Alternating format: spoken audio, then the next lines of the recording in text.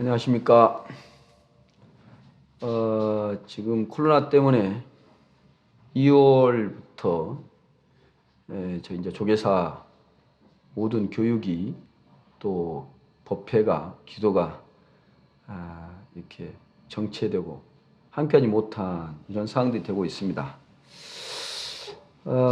코로나가 이제 여러 가지 아픔과 고통도 주고 있지만 더 중요한 것은 경제적 이제 흐름이 굉장히 이제 큰 아픔으로 우리한테 다가올 것이고, 또한 중요한 것은 우리가 한국적인 정서로 보면 아프면 같이 위로하고 함께 하면서 그 아픈 것을 함께 함으로써 이 병에 대한 고통을 훨씬 감소를 시키는데, 이 코로나라는 바이러스는 아픈 사람을 멀리 해야 되고, 또 그 코로나 병에 걸린 분은 마치 죄인 같은 이런 느낌을 주는 이런 현대적인 사회 오늘날 풍토가 됐습니다. 이것은 다 인간의 욕심, 물질적인 욕심, 편리함의 욕심, 이런 것을 채우기 위해서 우리가 인간이 마음대로 자연을 파괴하고 바꿔놓는 그런 결과다라고 볼 수 있겠습니다. 어쨌든 2월, 3월 함께 법회나 기도하지 못하고 또 교육도 함께 못한 이런 부분에서 여러 가지 것들을 우리는 살피는 이런 계기도 되고 있습니다. 이렇게 또 온라인을 통해서 이렇게 강의를 하게 되고 뵙게 돼서 또 이런 경험도 처음 있지 않는가라는 생각이 듭니다. 우리 불교의 핵심은 어쩌면 인연과 지혜라고 이야기할 수 있습니다. 인연이라는 것을 뭐 굳이 이야기하지 않아도 너무나 익숙한 단어입니다. 그럼에도 불구하고 그 인연이 어떤 의미 있고 어떻게 인연을 우리가 가져갈 것인가에 대해서는 굉장히 미숙하고 그런 것에 어떻게 접근해야 될지 잘 모르는 이런 부분이 많습니다. 뭐 인연이라고 볼 수도 있고, 지금 코로나 가족에 대한 이야기도 있을 수 있는데, 시집을 간 이제 딸이 이제 친정 집에 이제 온 이야기입니다. 그래서 이제 시집을 가서 또 이제 가족들, 그러니까 아들, 딸도 낳고 나이가 이제 한 40대 중반 정도 된 딸, 아버지는 한 70세 정도가 좀 넘는 그런 아버지. 이렇게 아마 때는 막 여름 정도 된 그런 시기였는가 봐요. 그래서 이제 친정 아버지를 뵙고, 그런데 이제 아버지하고 그 시집간 딸이 함께 이제 개울가를 걷는 이게 징검다리, 돌다리가 있는 그런 것을 건너서 밭에 가서 뭔가를 이렇게 채소를 가져오는 그런 이제 모습입니다. 그래서 이제 밭에 가서 이제 아버지하고 그 따님이 이렇게 이제 채소, 뭐 상추나 뭐 이런 것들 이제 이게 채취를 했겠죠. 그래서 와서 그걸 하고 있는 사이에 갑자기 이제 소나기가 좀 내리는 겁니다. 소나기가. 그래서 이제 밭에 일하다가 잠시 어쨌든 어쩔 수 없이 비를 맞아야 되는 상황이 됐고, 그리고 이제 비가 소나기니까 한 10여 분 정도 내리고 그쳤죠. 근데 이제 그러나 소나기라는 것이 양이 이제 순식간에 조금 많이 내려 붙는 이런 양이었죠. 그래 이제 자기들이 이제 그 아버지하고 따님이 이제 그 여러 가지 채소를 들고 이제 집으로 와야 되는 상황이죠. 오려면은 그 건너갔던 징검다리를 다시 이제 건너와야 돼요. 이런 상황이 됐습니다. 그런데 조금 전에 내렸던 그 소나기 때문에 그냥 갈 때는 그 물이 없이 이렇게 그냥 도를 건너갔는데, 소나기가 내리면서 그 좁은 개울가에 물이 갑자기 조금 불어난 거죠. 그래서 그 돌 위로 물이 이제 흐르는 겁니다. 근데 아버지가 이제 앞장을 서고 그 시간 따님이 뒤를 따르는 것이죠. 그런데 아버지도 뭐 채소를 이고, 근데 따님도 채소를 들고 있지만, 근데 아버지가 갈 때마다 다리를 그 떼지 못하고 그 돌 징검다리에서 몇 번을 이렇게 움츠리고 또 이렇게 머물러 있었고 또 가다가 또 머물고 뭔가 다리를 이렇게. 그래서 따님 뒤에 생각할 때 아버지 연세가 이제 70이 넘어서 그 물살에도 저렇게 힘들어하는 것 같구나라고 생각을 했던 것입니다. 그런데 그렇게 갈 때마다 그렇게 해서 유심히 보니까 아버지가 그 돌에 이제 가끔 물이 넘치고 그러면서 푸른 이끼가 돌에 끼어 있던 것이죠. 그런데 물이 넘치다 보니까 그게 굉장히 조금 미끄러웠던 것이죠. 그러니까 아버지는 결국 딸이 뒤에 오다가 혹시 그 미끄러질까 걱정이 돼서 그 자기 발로 이렇게 멈칫했던 것은 그 돌에 있던 이끼를 자기 발로 걷어내는 그런 모습이었다라는 것이죠.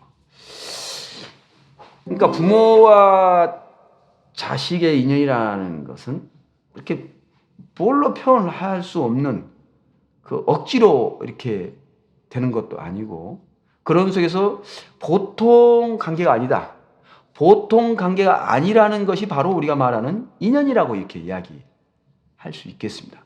출발은 이렇게 되는 것입니다. 그러니까 어떻게 해서 부모 자식을 만났는지 그 원인은 두고라도 그 소중한 관계 이런 것을 통틀어서 우리는 일단 인연이라고 볼 수 있겠습니다. 물론 인연에는 좋은 인연도 있고 나쁜 인연도 있습니다. 어떤 분은 어리석은 사람은 인연을 만나도 몰라보고 보통 사람은 인연인 줄 알면서도 또 놓치고 현명한 사람은 인연을 살려낸다고 했습니다. 또 어떤 분은 우리가 보통 인연 이렇게 이야기하는데 보통 보편적인 모든 분들은 좋은 인연을 이렇게 만들어질 기다리지 만들어 가려고 하지 않는다. 그러니까 좋은 인연은 그냥 자기가 있는데 이렇게 다가올 것이나 만들어질 것이라는 막연함이 우리가 보편적으로 갖고 있는 인연에 대한 생각, 또 좋은 인연에 대한 결과를 기다리는 것이죠. 그래서 간단히 이야기하면 좋은 인연이라는 것은 만들어지는 것이 아니라 만들어가는 것이다라는 것이 불교에서 이야기하는 인연의 이야기입니다.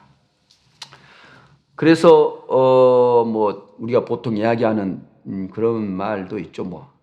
그 홍시 감이 떨어지기를 기다릴 것인가 아니면 그 맛있는 홍시를 우리가 먹을 수 있는 뭔가를 할 것인가라는 이야기가 있듯이 이제 유태인의 탈무드 같은 걸 보면 그런 이야기가 나옵니다. 승자 내지 지혜로운 사람은 눈이 내려 있으면 그 눈을 밟고 길을 만들어 가는 사람을 승자 내지 지혜로운 사람이라 일컫고 패자나 어리석은 사람은 눈이 내리면 길을 만든 것이 아니라 그 눈이 녹을 때까지 기다린다. 그 기다리는 사람을 어리석은 또는 패자의 인연이라 이렇게 이야기를 하고 있습니다.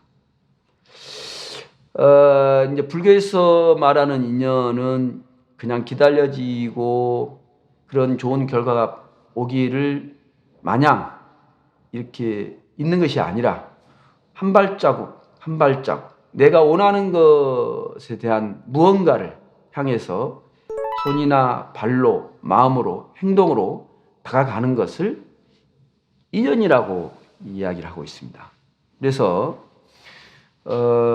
불교 이 코로나나 뭐 여러 가지 경제적으로 어려움이 우리한테 현실로 닥치고 있습니다.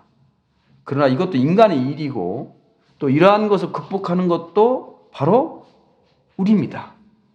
우리가 어떻게 이런 상황을 맞이해서 풀어갈 것인가. 그래서 한국은 참 대단한 나라다라고 지금 평가가 되고 있습니다. 그래서 그러니까 뭔가 국가에서 억지로 강제로 통제하지 않는 가운데도 이런 자연스럽게 거리를 두고 또 이런 코로나에 대해서 어떻게 잘 좀 대처를 할 것인가, 이런 것이 한국적인 지혜로움이 자연스럽게 지금 풀어가고 있다. 이게 저는 이제 한국적 사고방식이고, 또 이게 불교적인 인연의 어떤 사고방식이 아닐까라는 또 생각도 듭니다. 나 때문에 다른 사람이 피해를 받는다는 것, 보통 사람들은 보편적으로 보면 참 그 사람은 오면은 굉장히 환대받는 사람이 있고요, 또 어떤 사람 오면은 굉장히 피하는 사람이 있습니다. 환대받는 사람은 뭔가 그 사람이 오면 밝아진다는 것이죠. 즉 밝아진다는 것은 누군가 이야기를 들어주고 또 남의 어떤 안 좋은 점 이야기하다 보면 가볍고 좋은 이야기를 하고 긍정적인 어떤 사고를 했을 때 밝아진다라는 것이고, 그 밝아짐을 사람은 다 좋아하기 때문에 그렇게 긍정적이고 가볍고 편안한 이런 사람 곁에 함께하고 싶은 마음이 당연히 있는 것이죠.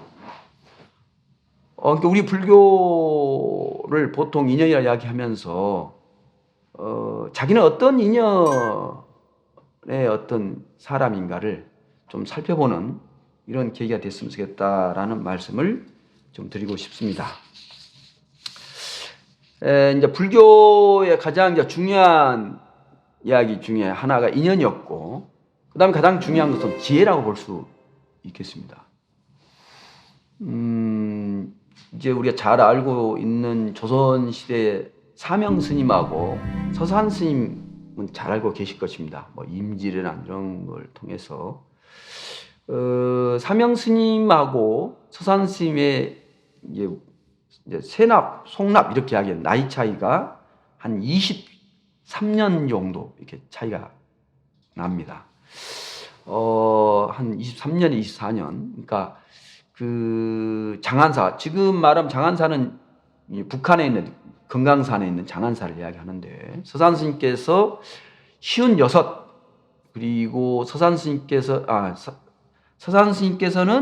56세 이제 금강산 장안사에 계셨고, 32살 된 사명 스님은 저 남쪽에서 이제 이렇게 남쪽에 있는 사찰에서 머물고 계셨는데, 이 이제 사명 스님이 스님다운 스님을 좀 뵈야 됐겠다는 생각도 하나 있었고, 또 하나는 뭐 이제 그 시대에 유명한 스님이 이제 큰 스님이라고 하는 분이 이제 서산 스님이 계셨다는 것을 알고, 이 32살 젊은 이 사명 스님이 이제 아주 기계가 넘치고 지혜롭기도 하고 또 경전도 하여튼 그 시대 그 나이에 많은 것을 습득을 해서 우쭐한 생각이 이제 있었고, 뭐 우리가 말하는 뭐 저기 뭐랄까 신비로운 어떤 도적인 어떤 측면도 겸비하고 있었다고 이렇게 이야기를 하는 스님입니다. 그래서 참다운 스님을 스승을 한번 모셨다는 생각에 한편의 마음 하나 하고, 또 그러면서도 그 큰 스님한 서산 스님이 훌륭하면 얼마나 훌륭할까, 나름대로 자기가 한번 테스트를 하고 싶고, 자기가 더 낫다라는 어떤 뭐 생각을 가져본 것입니다. 그래서 그 남쪽에 있는 사찰에서 아마 경상남도는 전라도 쪽에 계셨는데, 거기서 걸어서 저 이제 북한 금강산 장안사까지 걸어가게 됩니다.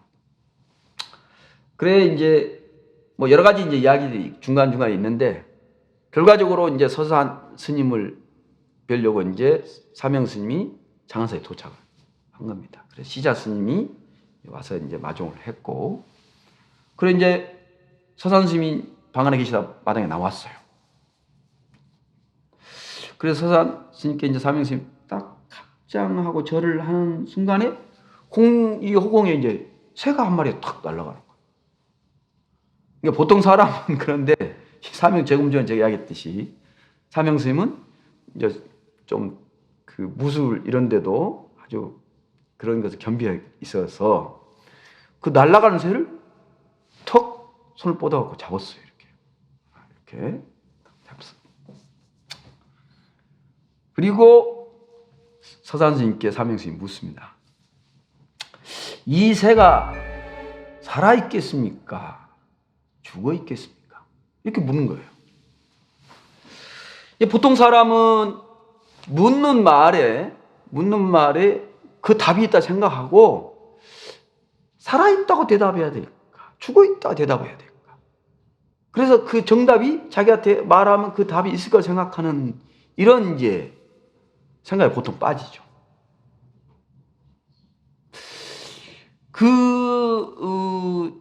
질문을 받은 서산 스님 어떻게 대답했을까?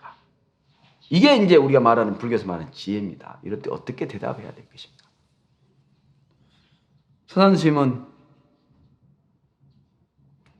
살았냐 죽었느냐 그런 대답을 하지 않고 합장을 하면서 그냥 놓아주게. 이렇게 간단하게 이야기했어요. 그냥 놓아주게. 그래서 사명 스님이 그냥 놓아줬어요. 그리고 이제 차 한잔 하자고 방에 가자고 이렇게 이제 사명 스님을 안내해서 서산 스님이 방에 이제 이렇게 안내해 들어가는 겁니다. 지금은 이제 우리 아파트 뭐에서 현관 이렇게 되는데 예전에 이제 보통 지금도 사찰에 가면 방에 이렇게 들어가기 전에 마루가 있습니다. 대뚜리에 신발을 놓고 마루를 거쳐서 방에 들어가는 이런 상황이 되죠. 그래 이제 장안사 그 스님이 계신 데서 마루가 앞마루가 있고 그래서 신발을 벗고 마루를 벗고 이제 방에 들어가. 서산 스님이 방문을 턱 열고 한 발은 방에 있고 한 발은 마루에 있어. 그리고 그 상태에서 고개를 돌려서 사명 스님한테 내가 지금 방으로 들어가겠는가 아니면 마당으로 나가겠는가 이렇게 물었어요.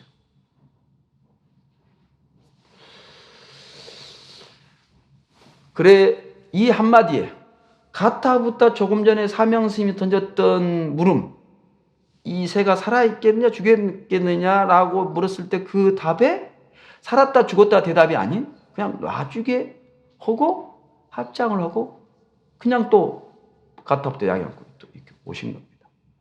그리고 거기에 대한 답을 이렇게 한 거예요. 내가 지금 방에 들어가겠느냐 마당으로 나가겠느냐. 사명 스님이 뭐라고 이야기해야 될까요? 조금 전에 사명 스님이 던졌던 질문이나 서산 스님이 지금 던진 이 질문 속에 그 속에 답이 있다 생각할 때부터 이 삶은 굉장히 좀 어려워진다. 밝아지지 않는다라는 이야기입니다. 그때 우리가 지식으로 판단되는 것이 아니고 이때 발동되는 것을 우리 굳이 이야기하자면 그걸 지혜, 위즈덤이라고 이렇게 할 수 있습니다.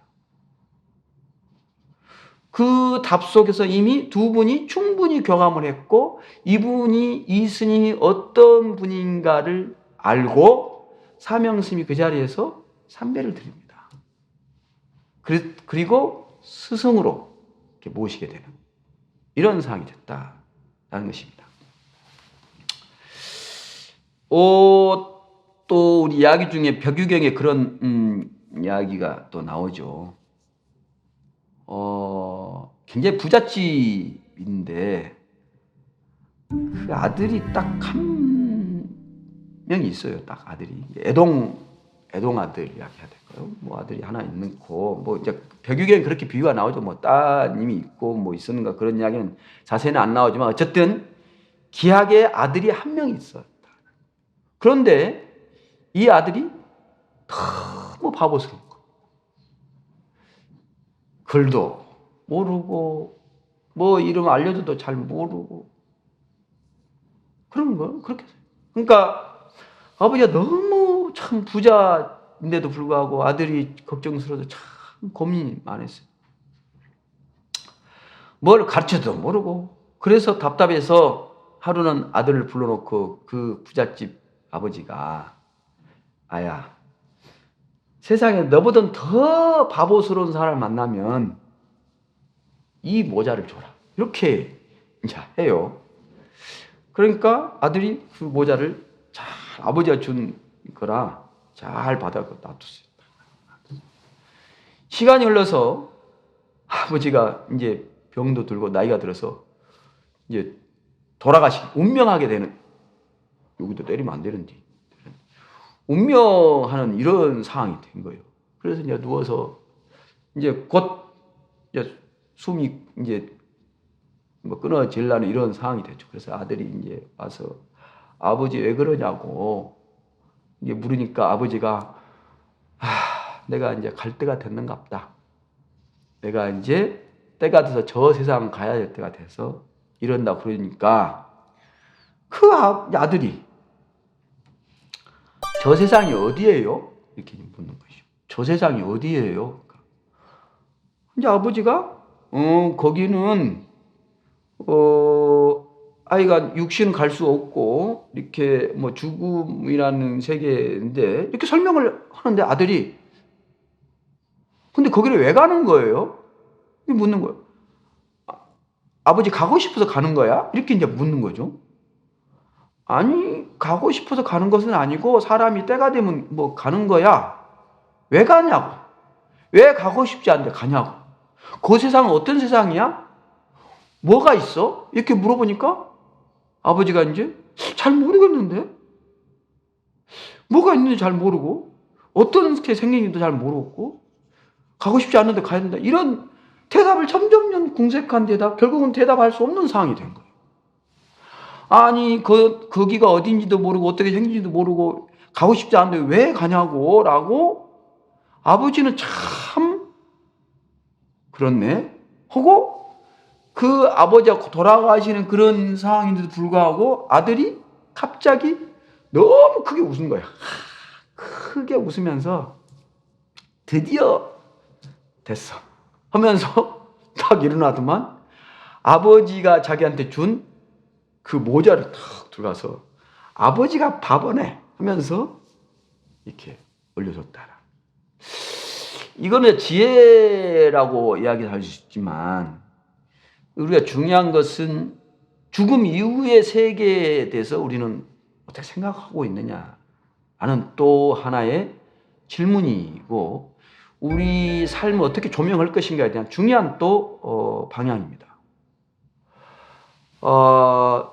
우리가 살면서 이 사는 세상으로 끝이 난다면은 우리는 그냥 하고 싶은 대로 말하고 행동하고 또 마음씀을 또 사람 관계도 그렇게 가지면 돼요.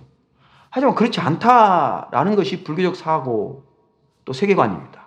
순환적 사고를 우리는 갖고 있기 때문에 이 세상은 이걸로 끝나지 않는다라는 사고, 이게 바로 불교적 사고고 이게 불교적인 가치관이고 그것이 바로 지혜로운 관점으로 세상을 보는 각도다.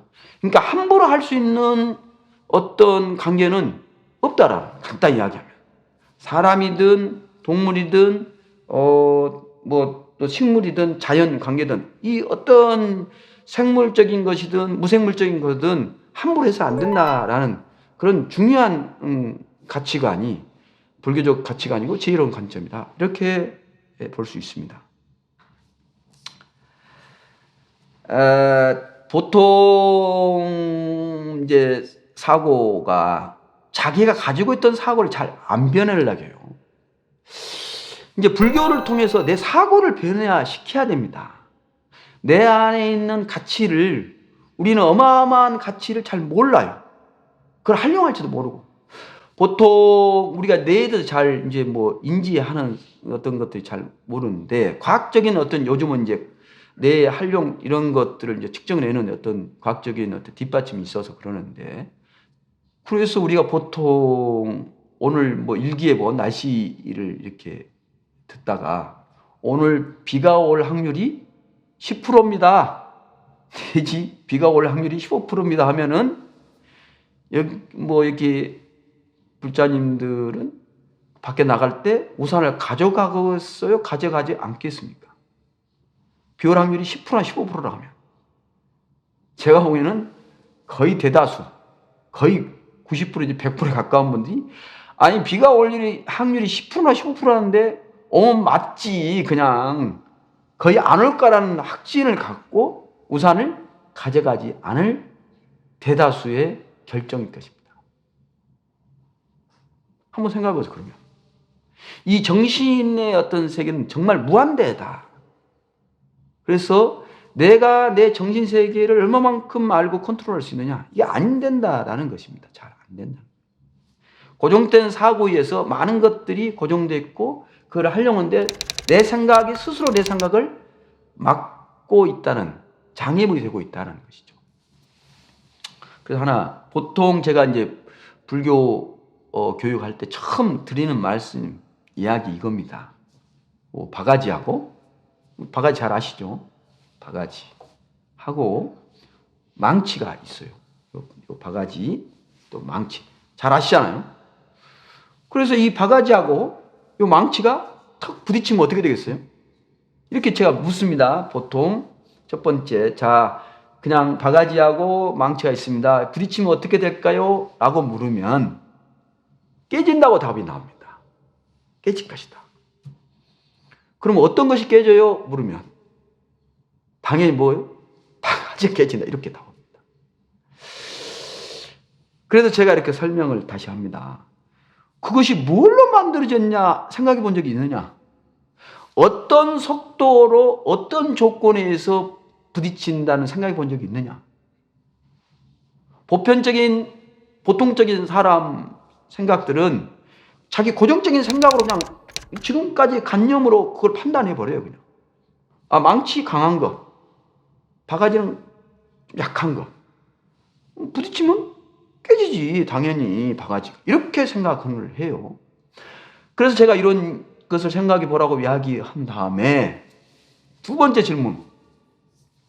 다시 바가지하고 망치가 부딪히면 어떻게 될까요? 라고 물으면 대답이 쉽지 않아.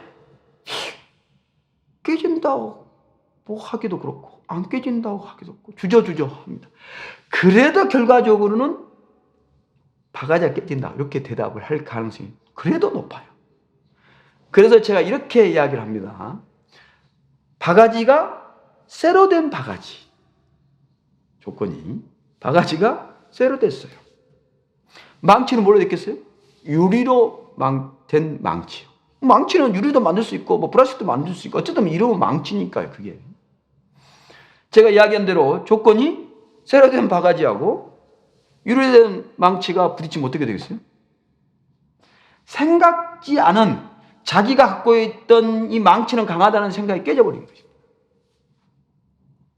그럴 수 있는가요? 그런데 충분히 그럴 수 있다. 이게 불교적 지혜고 불교적 사고의 접근. 고정관념을 우리는 바꿔내야만 내가 갖고 있던 생각 남자는 이래야 된다. 남편은 이래야 된다. 또 여자는 부인은 아들은 딸은 불교는 이렇게 이런 생각을 걷어내야 된다. 이거를 걷어내야만이 새로운 것을 받아들일 수 있는 상황이 되고 새로운 출발이 새롭게 될 수 있다. 그렇게 이야기할 수 있어요. 이렇게 해야만이 우리 내 삶이 새로워질 수 있고 새로운 인연, 새로운 지혜로 우리의 삶을 채워갈 수 있다. 이 고정관념을 바꾸는 것이 쉬운 것 같지만 대단히 어렵다라는 것입니다. 이거를 바꾸는 것이 불교 공부하는 출발이고 불교를 받아들이는 우리의 마음 자세다. 이런 말씀을 드리고 싶습니다. 마지막으로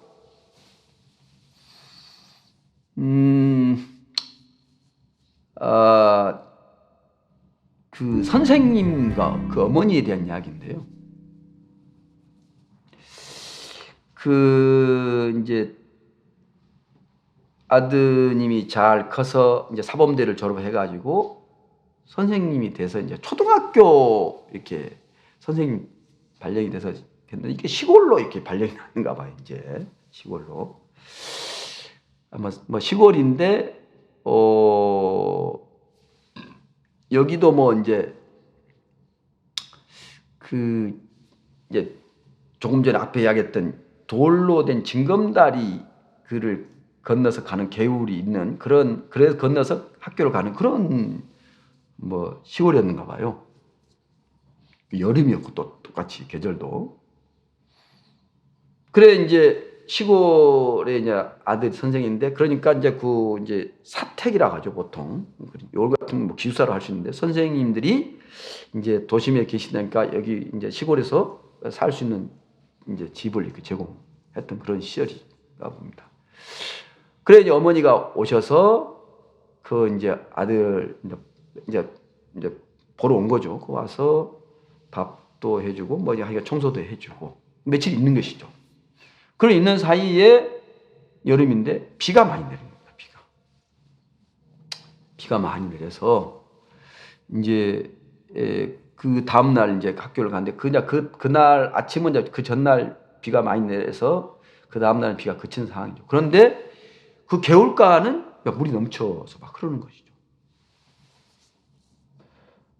그래서 선생님이 이제 출근하니까 아들 이제 어머니가 잘 갔다 오라고 이제 선생님 잘 하고 오라고 이렇게 이제 마중을 또 했어요. 그래서 아들도 도시락을 들고 학교를 얘들아 가는 겁니다. 근데 이게 잘 갔던 아들이 물에 빠졌는가 이 옷이 다 젖어갖고 돌아온 거예요. 그래서 어머니 깜짝 놀랐고 무슨 일이 있었냐 그러니까 아니 그 학교로 가려면 여기 개울가를 건너는 곳인데 그 돌 징검다리 있는데 거기를 가다가 이렇게 중간에 그 돌다리가 이렇게 약간 이게 좀 이렇게 안정적이지 않고 좀 이렇게 약간 삐뚤어지게 애들이 갖고 가면서 이렇게 흔들리면서 자기가 밟으니까 택 이렇게 돌다리가 이렇게 흔들려서 자기가 넘어져서 물에 빠졌다라는 것이 그 돌이 안전하지 못하 다른 돌로 놔야 되는데 그래서 자기가 물에 빠져서 왔다는 거죠. 그래서 그냥 왔어? 그러니까 그냥 왔어요. 그러니까 어머니가 엄청 화를 내요. 아들을 그렇게 걱정했던 그 어머니가 처음에는 막 물에 빠져 이렇게 했는데 그냥 왔다는 이야기를 듣고 화를 내고 지금 너는 선생의 자격이 없다. 네 선생이라면은 네가 물에 젖은 것만 생각한 것이 아니라 한번 생각해봐. 그 돌이 불안해서 또 다른 네가 가르치는 학생들이 거기를 지나갈 것인데 그 학생도 또 그 자리에 와서 그렇게 넘어질 것인데 그러면 네가 선생이라면 그 돌을 다른 돌로 교체라든지 뭔가 다른 학생들이 안전에 건널 수 있는 그런 것을 확보한 다음에 네가 여기로 와야지.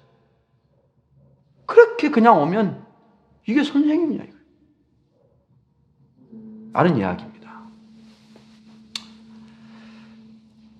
부모의 심정 또 공적인 인연 보살의 삶이 산다는 것이 어떤 것인지 우리가 내 이익을 위해서만 사는 것이 지금까지 삶이라면은 한 번쯤은 내 이익을 한 번쯤 놓고 나를 통해서 많은 사람들이 기뻐하거나 즐거워하고 편안할 수 있다면 한 번쯤은 그런 것을 생각해 볼 수 있는 이것이 불교에서 말하는 자비라고 이야기할 수 있고요. 보살의 마음이라고 할 수 있습니다. 세상 코로나 때문에 많은 것들이 힘들고 어렵습니다. 그럴수록 정말 우리가 어떻게 살아야 될 것인가, 어떻게 해야만 서로가 힘이 되고 좋은 인연으로 갈 수 있을 것인가 라는 것을 다시 한번 생각해 보고 빨리 코로나 종식돼서 저희 이제 조계사 법당도 그렇고 강의실에서 또 기본교육이나 불교대학 이런 강의를 함께 하면서 얼굴을 건강한 모습으로 봤으면 좋겠다라는 말씀 드리고 오늘 강의를 마치겠습니다.